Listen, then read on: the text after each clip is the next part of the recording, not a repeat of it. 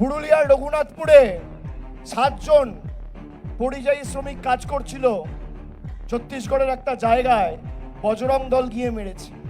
আর এখানে রামনবমী পালন করা হয়। যে রাম নামে স্লোগান দিত না, রাম তো আমাদের হৃদয়, যে রামের নামে স্লোগান দিত সেই অযোধ্যা এদেরকে প্রত্যাখ্যান করেছে। অযোধ্যায় বিজেপি, যেখানে রাম মন্দির হয়েছে সেখানে বিজেপি হেরেছে।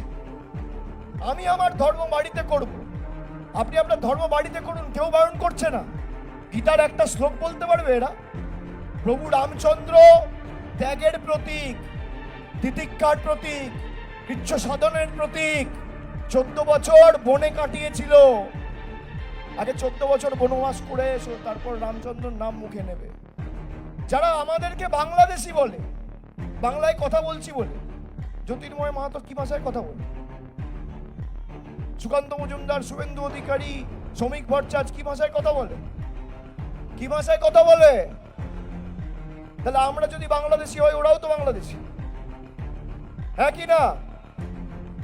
আমি কি পড়বো, আমি কি খাবো, আমি কার সাথে কথা বলবো, আমি চিকেন প্যাটিস বিক্রি করব না চাউমিন বিক্রি করব না এগরোল বিক্রি করব, বিজেপির নেতারা দিল্লি থেকে বসে নিরান দেবে আমাকে? এই বাংলা সভ্যতার বাংলা, সম্প্রীতির বাংলা। বাংলার মানুষ নিজে ঠিক করবে বাংলা মানুষ কি করতে চায়।